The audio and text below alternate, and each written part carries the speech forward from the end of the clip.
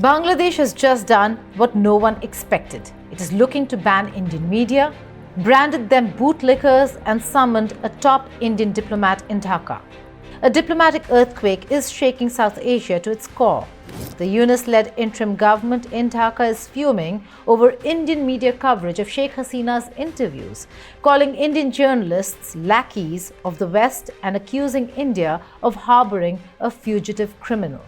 But this isn't just a media fight, it's a full-blown political crisis. Yunus has declared that Bangladesh will hold parliamentary polls and a national referendum on sweeping constitutional reforms, both on the same day in February 2026. With Hasina in exile in India, the Awami League staring at a ban, and Yunus tightening his grip amid violence, one question echoes from Dhaka to Delhi. Is this the beginning of the end of Mohammad Yunus? Hello and welcome. You're watching Statecraft with me, Geeta Mohan.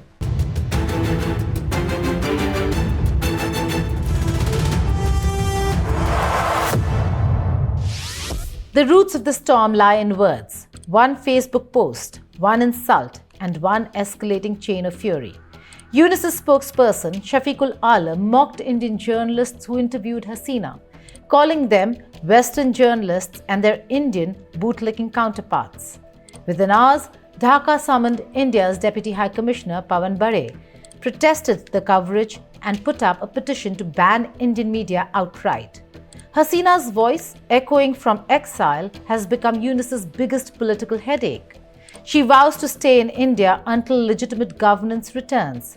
So what's really burning in Dhaka? Diplomatic outrage? Or fear that Hasina's shadow is still haunting Yunus's rule? It began with a single Facebook post, explosive, scathing, and now a diplomatic dynamite. Shafiqul Alam, the press secretary to Chief Advisor Mohammad Yunus, lashed out at journalists who dared to publish Hasina's interviews from India. His exact words, Western journalists and their Indian bootlicking counterparts aren't even sure whether her responses come from Hasina herself or her PR handlers. Yet, they publish these so-called email interviews anyway, thanks to the millions spent to keep her narrative alive. That post went viral.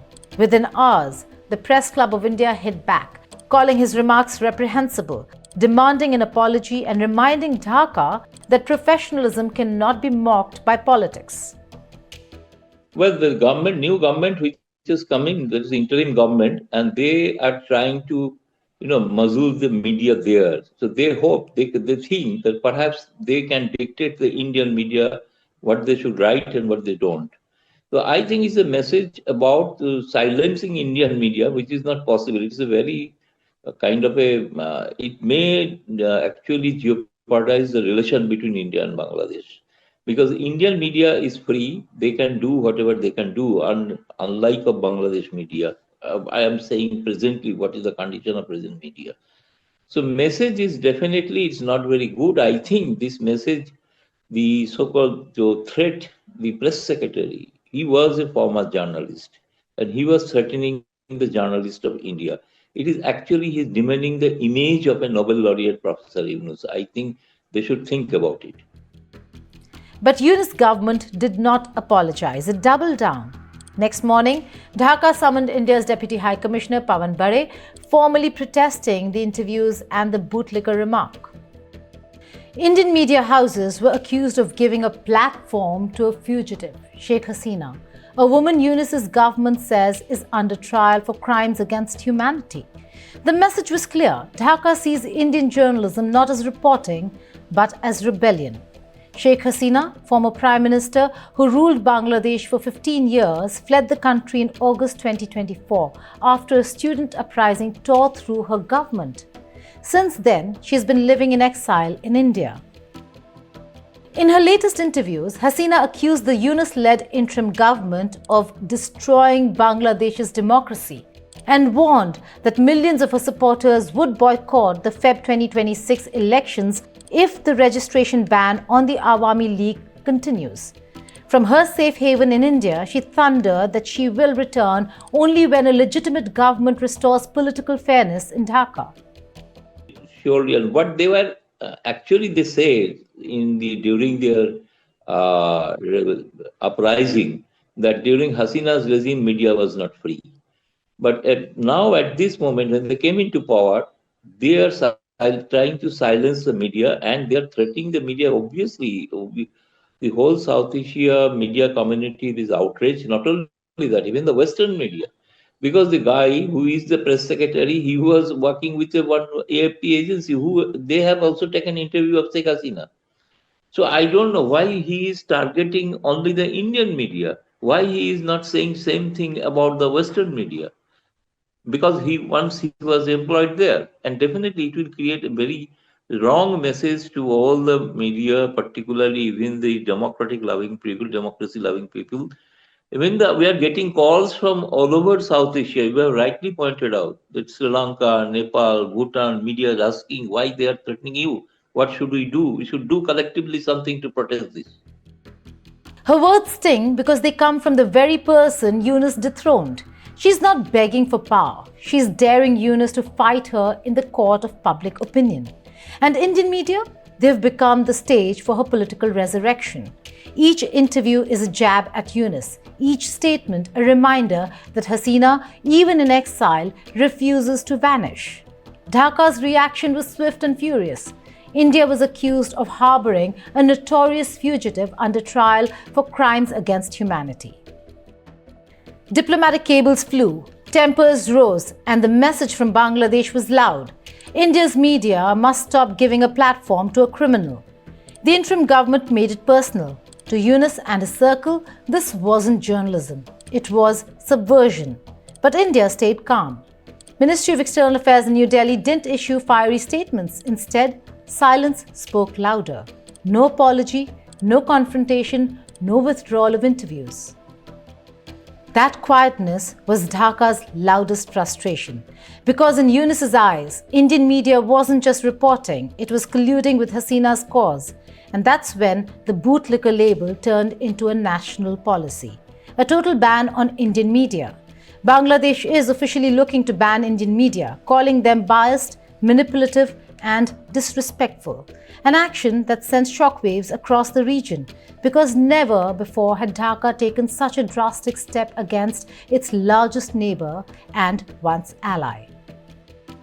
Journalists who once freely reported from Dhaka now face blocked websites, revoked credentials, and even surveillance. This wasn't just censorship, it is symbolism. By branding Indian media bootlickers, Yunus's regime was sending a message to both Delhi and Dhaka that the narrative now belongs to him.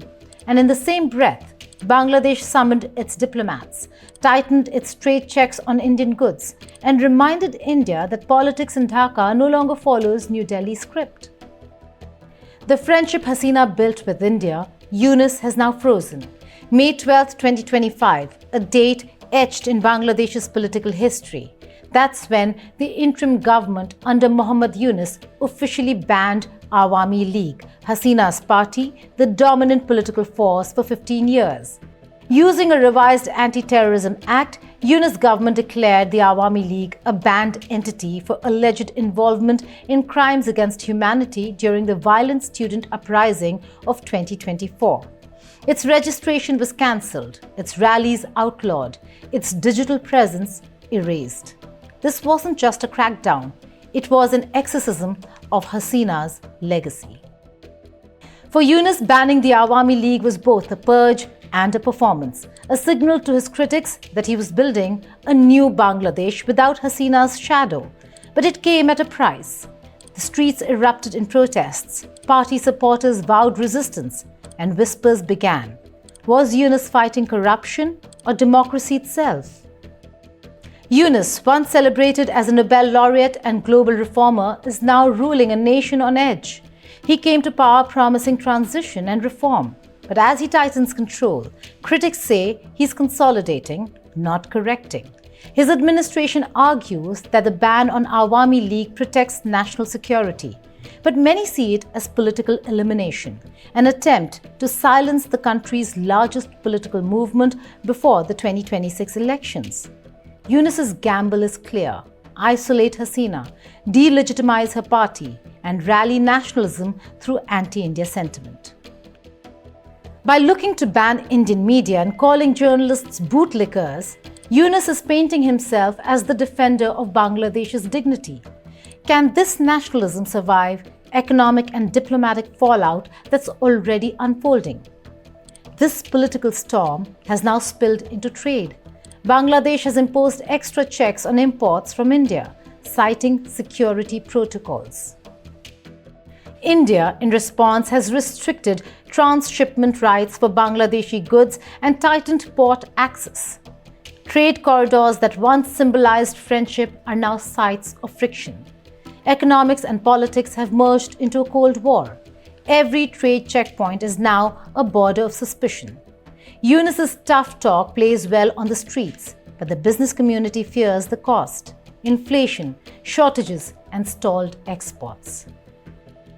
Dhaka may be standing tall, but the price of pride is mounting daily. Meanwhile, the International Crimes Tribunal in Bangladesh has set November 17, 2025 for its verdict against Sheikh Hasina. She faces charges of murder, abduction, and ordering the extermination of protesters during the 2024 uprising. Tried in absentia, she has been labeled a fugitive. 54 witnesses have testified, and the court's verdict could change Bangladesh's politics forever. But Hasina calls it a kangaroo court. She says the trials are politically motivated, a tool to bury her legacy. She's demanded an international trial at The Hague, saying she would be acquitted in a fair hearing. For Yunus, the verdict could be his moment of triumph or his biggest test yet. Because if the court convicts Hasina, her supporters could ignite Bangladesh in rage, and that rage is already burning, literally. On November 11th and 12th, multiple branches of Yunus's Grameen Bank were torched in coordinated attacks. In Brahmanbaria, arsonists poured petrol and set fire to bank offices. In Dhaka, crude bombs exploded near Grameen's headquarters. Buses, vehicles, and even police stations were targeted. The message was unmistakable. Yunus himself is now a target. The arson attacks hit not just property, but the heart of Yunus's legacy, the microfinance empire that once symbolized his Nobel fame. Security forces have flooded the streets, arrests are mounting, and Bangladesh is on high alert. From banks to tribunals, from TV studios to trade ports, the country feels like it's on fire. This crisis isn't confined to Dhaka's borders anymore. Yunus is feud with Indian media. The Awami League ban and Hasina's exile have turned a domestic drama into a regional standoff. India has yet to respond to Bangladesh's extradition request for Hasina, first made in December 2024. And Yunus, despite meeting Prime Minister Modi briefly at a summit, hasn't been invited for an official state visit. Diplomacy is frozen, trade is tightening, and truth has evaporated. Yunus's defiance may play well at home, but abroad it risks isolation. Bangladesh needs India as much as India needs stability in Dhaka. Yet, right now, both are trapped in a political staring contest. How far will Yunus push this war of words? Hasina from exile continues to speak. Her words pierce through bans, borders, and broadcasts. She says Yunus's hostility toward India is foolish and self-defeating. She warns that without her party, the 2026 elections will lack legitimacy. And she insists her fight isn't about personal power. It's about saving Bangladesh's democracy. For her supporters, she's the symbol of resistance. For Yunus, she's the ghost he can't exorcise. Each interview she gives fuels his anger. Each headline in Indian media deepens his paranoia. And every diplomatic protest from Dhaka proves one thing: Hasina, even in exile, still controls the conversation. So is this the beginning of the end for Mohammad Yunus? He began as a reformer, a Nobel laureate promising healing after Hasina's fall. But today, he stands accused of muzzling media, banning parties, and overseeing an increasingly unstable state with the help of jihadi groups, radical movements, and radical networks. His government's high-handed tactics, from banning Indian outlets to persecuting political opponents, have turned Bangladesh into a pressure cooker. Yet Yunus still believes he's fighting for order, not oppression. He is gambling that nationalism can outshine dissent and that silencing Indian media will silence Hasina's influence. But when banks burn, when diplomats are summoned, and when journalists are branded bootlickers, the facade of control begins to crack. If Yunus's plan was to stabilize Bangladesh, it's now spinning into chaos.